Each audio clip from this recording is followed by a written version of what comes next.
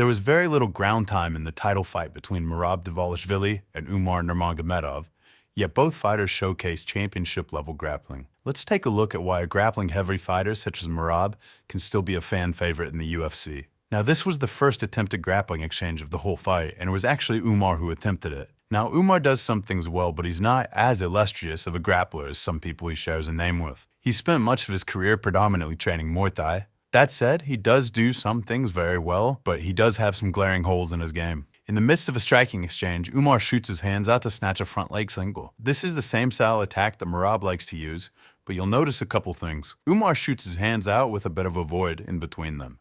He also didn't do anything in the way of occupying Merab's hands, so Merab is able to place this underhook between the two of them. Umar attempts to correct his posture to get underneath Merab by sliding his base and underneath his upper body. His options from here would likely be to either climb up Merab's leg and elevate it, sit Merab to a hip, or to hit the corner and circle behind. Merab does a very good job of keeping pressure on Umar's head from here, preventing him from climbing up the body, and at the same time, trying to keep himself perpendicular to Umar to prevent him from getting an angle on him. Now, when Umar does elevate the leg, Merab is able to employ frames and push his hips away enough to clear his knee line so he can turn his knee downward and do what we'll call the limp leg escape. So he's standing here, he thinks he's in a good position, and all of a sudden my knee comes up, my knee will go down, and I'll pull my leg out. As he flees and turns back into Umar, you'll notice that he brings his right hand into position to underhook and stop a re-attack. Here, at the end of round 1, Umar initiates another takedown attempt. A common theme you're going to see is that he doesn't do much to set up his shots, so Merab is able to get his hands in the way, catching an underhook and nearly whipping him over. One thing that we need to understand is that in the wall wrestling positional hierarchy, the lock double is number 1, and a locked body lock is probably number 2. So any layer that you're able to place between those positions and your opponent is a good defensive option. Now, the next grappling exchange we have is about 2 minutes into round 2. This one initiated by Merab. A couple details to note about Merab's entries to his primary offensive attack, the snatch single leg. First, Merab almost always sets up his shots by feinting or actually throwing a hard overhand right. His opponents are forced to respect it because if they don't, then they're going to get cracked. Another thing he does well is that he steps on line with the leg that he's attacking. Sometimes he's outside and sometimes he's inside. He kind of slips here, but he recovers and proceeds to try to dump Umar into the vacuum here. This is where Umar defensively does a great job by hopping his free leg to keep it under his center of gravity. Umar gives a stiff arm to Merab's side here while sprawling, which breaks him down and causes him to abandon the leg. Now, Umar hits the corner and gets around behind Merab, but Merab is able to stop him from getting to a locked body lock because he instinctually places this underhook here and begin here, where he wedges his elbow in at the crook of his torso and hip to prevent the body lock. Umar gets him down here, but this is the most glaring issue with Umar's grappling, and we saw a lot of it in his fight with Corey Sandhagen. Umar makes the mistake of pulling Merab on top of him, and it's a very blue belt mistake. They see a path to the back, so they sit, and they expect their opponent to sit too and give them the back like a less competent grappler might. He briefly gets Merab to a position where it looks like he has a path to the back here. But the problem is, when you've put yourself on bottom, if the submission fails, there's a high likelihood that you're reversed and stuck underneath your opponent, or there's simply nothing holding them down. You can see that Merab has a free path out here if he's able to just break Umar's hands. You can see where Umar did the same thing against Corey Sandhagen here to his own detriment. It's great to get your opponent to the ground, but if you must sacrifice position to get it, then it's definitely not ideal. Craig Jones made a whole instructional series about this concept, partly targeted at MMA fighters. You can see it again here in his fight with Corey Sandhagen when he pulls Corey directly on top of him, which eventually results in him losing the position. It's such a glaring hole in his grappling that I'm really surprised it wasn't addressed by other members of his team before the Merab fight. This is in contrast to the quote-unquote smash style of fighters like Khabib, Islam, or Hamzat, where positional dominance and riding are prioritized even when chasing the submission. So this is exactly why. Umar has placed himself on bottom. So after Merab broke his hands, Merab has a clear path to the feet, and he gets up and out.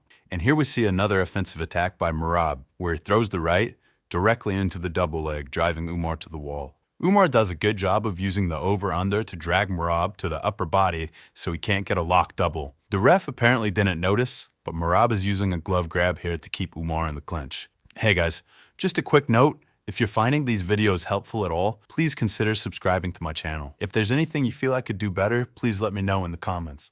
I plan on continuing this project for a long time, and I'm always looking to improve. Now, for round 3. Our first grappling exchange of this round is initiated by Merab. You'll see he enters again by feinting a right overhand, which brings Umar's hands up to block the punch.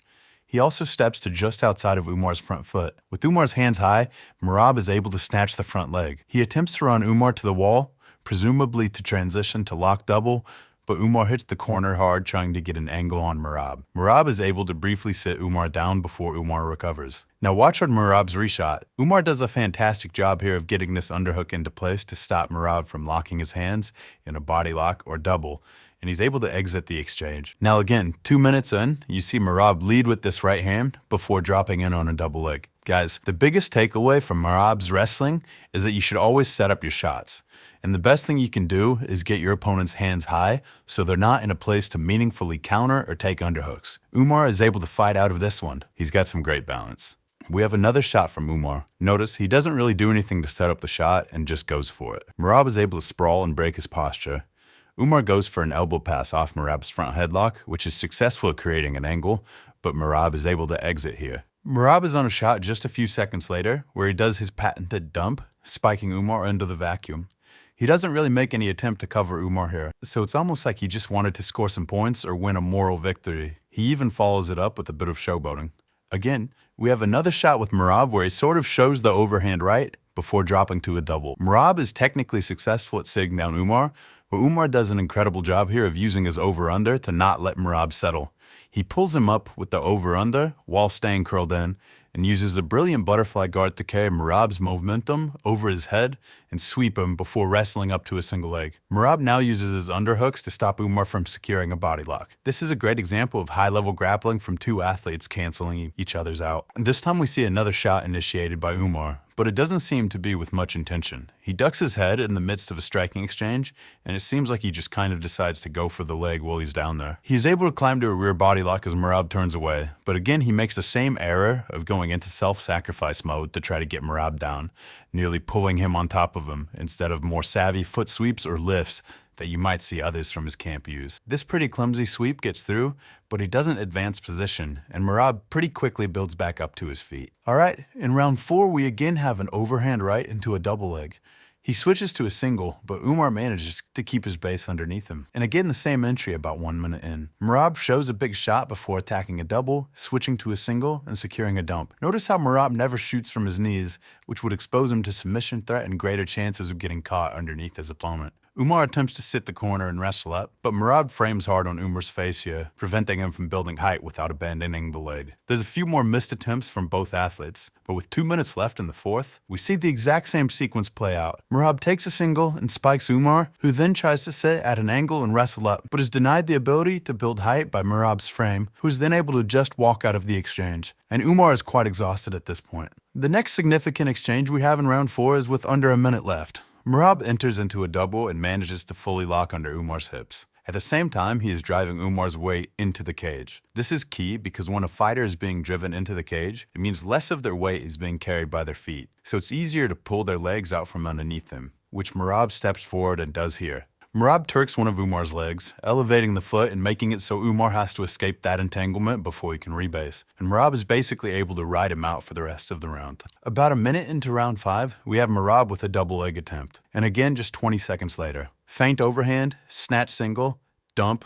We might as well call this sequence the Merab. Umar does a great job of keeping his free leg under his base and manages to stay on his feet. Now, Merab shoots again just a few seconds later. It seems like some of these attempts he just throws away, but it's really what makes it so exhausting to fight Merab. With about 90 seconds left, we have another single leg entry from Merab. I don't think the average human can ever fully grasp how exhausting it is to do this for 25 minutes. The last exchange of significance that happens in the fight is another Merab single leg followed by some showboating. It's really impressive that he can use the exact same setup and mechanics again and again so many times and still have success with it. Merab closes out the show with under 30 seconds left with a big double leg trip finish. Man, kudos to Umar for building back up to his feet after this. Both fighters really gave us one for the books. Merab does a bit of a hip switch mat return to sit Umar down and finish the show.